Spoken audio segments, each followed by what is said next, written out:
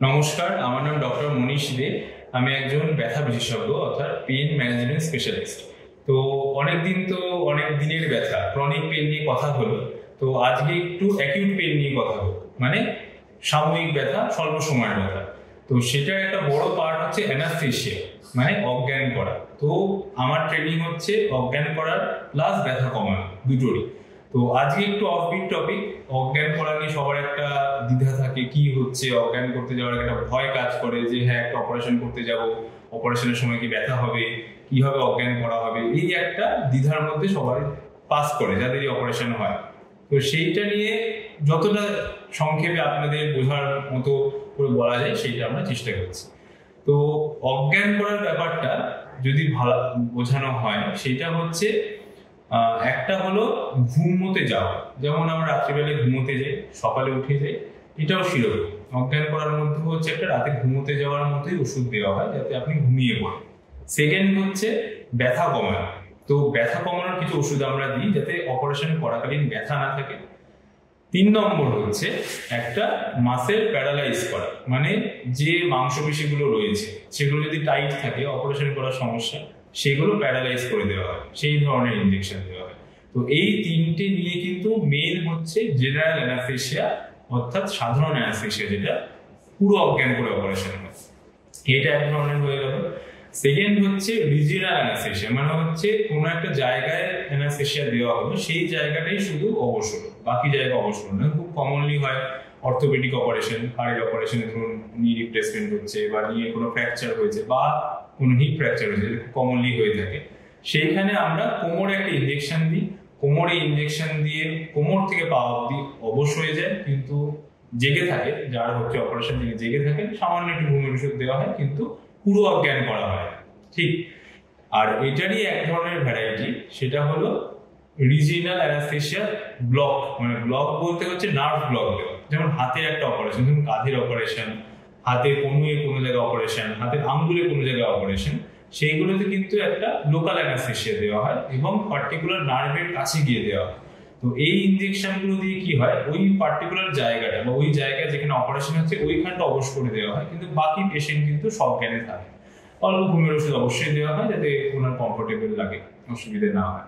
তো এই অ্যাডভান্সমেন্ট গুলো যেহেতু এসে গেছে, এবং আমরা যখনই কোনো পেশেন্টকে অ্যানাস্থেসিয়া দেওয়ার আগে আমরা চেক আপ করি, নর্মাল আপনি কেমন আছেন, অ্যালার্জি কেমন আছে, কোনো ওষুধপত্র খান কিনা, কোনো অন্য কোনো সমস্যা আছে কিনা, সেগুলো দেখে তারপরে আমরা প্ল্যান করি যে হ্যাঁ এনার পুরো অজ্ঞান করে দরকার নাকি পার্শিয়াল, মানে আংশিক অজ্ঞান করে বা আংশিক অবশ করে অপারেশনটা করা যায়। তো এইটা নিয়ে অনেকের ক্ষেত্রে দ্বিধা থাকে যে হ্যাঁ অপারেশনে খুব ব্যথা হবে, অপারেশনের পরে খুব ব্যথা হবে। না, এখন অনেক উপায় চলে এসেছে যেখানে অপারেশনের পরেও যাতে ব্যথা কম থাকে সেই ব্যবস্থা করা যায়। যেমন এক ধরনের হচ্ছে এপিডুরাল। এপিডুরাল মানে কি, ধরুন কারোর পেটের একটা অপারেশন, বড় অপারেশন, পেটের ক্যান্সার হোক বা পেটের কোনো ধরুন পারফোরেশন হয়েছে, পেটের একটা ইমার্জেন্সি অপারেশন হলো, ইমার্জেন্সি না হোক পেটের একটা ধরুন গাইনিকোলজিক্যাল অপারেশন হতে পারে, জেনারেল সার্জিক্যাল অপারেশন হতে পারে, সেখানে একটা লম্বা একটা ইনসিশন থাকবে পেটে, অপারেশনের পরে ব্যথা হওয়াটা খুব স্বাভাবিক। সেইখানে আমরা কি করি, কোমরে একটা ইনজেকশন দিই। কোমরে ইনজেকশন দিয়ে এমন একটা জায়গায় দেওয়া হয় যেখানটা ধরুন আপনার নার্ভ গুলো যাচ্ছে তার ঠিক বাইরে, সেইখানে হচ্ছে আমরা ইনজেকশনটা দিয়ে একটা নলি ছেড়ে দিই, ছোট্ট একটা পাতলা চ্যানেল ছেড়ে দেওয়া হয়। সেইটা কেন ছাড়া হয়, কারণ অপারেশনের পরে ব্যথাটা কোথা থেকে হয়, নার্ভ থেকে হয়। নার্ভগুলোই আপনার ব্যথা সেন্সেশন করে, ব্যথাটা অনুভব করায় হচ্ছে নার্ভগুলো। সেই নার্ভের কাছে ওই ক্যাথেটারটা রাখা হয়, যেটা এপিডুরাল ক্যাথেটার বলা হয়। তো সেই নলি দিয়ে আমরা কিন্তু অপারেশনের পরে 3 দিন অবধি ওষুধপত্র দিতে পারি, যাতে ওই অপারেশনের পরেও কিন্তু ব্যথা আপনার কম থাকে।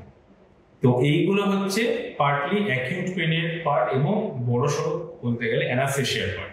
তো জেনারেল অ্যানাস্থেসিয়া, রিজিনাল অ্যানাস্থেসিয়া এবং এই দুটো মিলিয়ে হচ্ছে আপনার অ্যাকিউট পেন, মানে হচ্ছে স্বল্প সময়ের ব্যথা। এবার ধরুন কারোর ফ্র্যাকচার হলো ধরুন রিড ফ্র্যাকচার মানে ধরুন রোড অ্যাক্সিডেন্ট হয়েছে, পড়ে গেছেন, গাড়ি ধাক্কা লেগেছে, হাড় ভেঙে গেছে, কিন্তু ওই হাড়টা অপারেশন হবে না, কিন্তু ব্যথায় কষ্ট পাচ্ছে, ব্যথায় এত কষ্ট পাচ্ছে যে নিঃশ্বাস নিতে পারছে না, ভর্তি হতে হচ্ছে, অক্সিজেন নিতে হচ্ছে। সেইখানে আমরা কি বলি, সেই যে এপিডুরাল বললাম, এখানে এপিডুরাল ক্যাথেটার রাখার উপায় রয়েছে।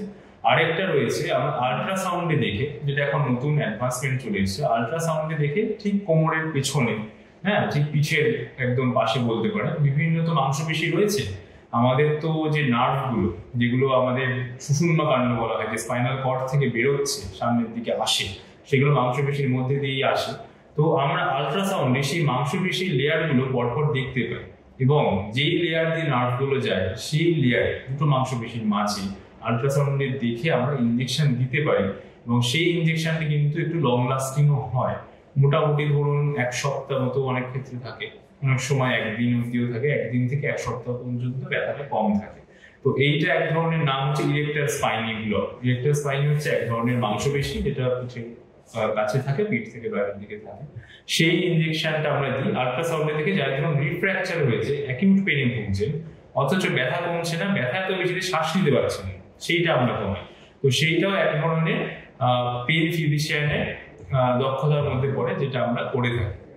তো অবশ করা, অজ্ঞান করা, এগুলো নিয়ে যদি দ্বিধাবোধ করেন অবশ্যই এটা নিয়ে ভাববেন না, কারণ যে কোনো অজ্ঞানের ডাক্তারবাবু হোক, তারা কিন্তু আপনাদের পুরো ডিটেলস হিস্ট্রি নেন এবং প্ল্যান করেন যে হ্যাঁ এইটার পরে এইটা না হলে আমরা এটা করতে পারবো। এবং যখন সার্জেন্সরা অপারেশন করেন তখন কিন্তু আমরা পেশেন্টের ইউজুয়ালি মাথার কাছে থেকে পেশেন্টের সাথে কথা বলা বা পেশেন্টের ভাইটালস গুলো দেখা, সেইগুলো আমরা দেখি, ব্লাড প্রেশার, হার্ট রেট, এগুলো দেখে, যাতে অপারেশনটা স্মুথলি হতে পারে।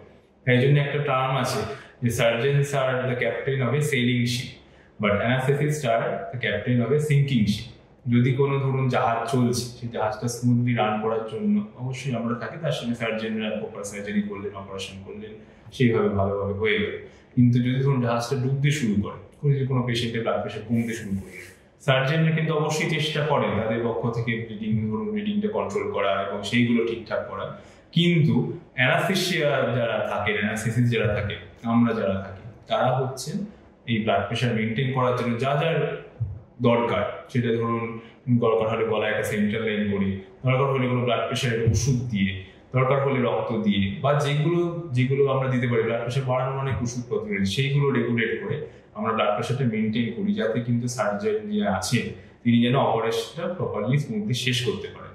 তো আজকে আমার এটাই বক্তব্য, অ্যাকিউট পেনে যারা ভুগছেন বা অ্যানাস্থেসিয়া নিয়ে বা অজ্ঞান হওয়া নিয়ে বা কোনো অবশ ভাব নিয়ে, অবশ হওয়া নিয়ে কারো যদি কোনো ডাউট থাকে, সেইটা আমি আশা করি ক্লিয়ার করতে পারলাম। যদি কারো কোনো প্রশ্ন থাকে অবশ্যই কমেন্ট বক্সে জানাবেন। নমস্কার।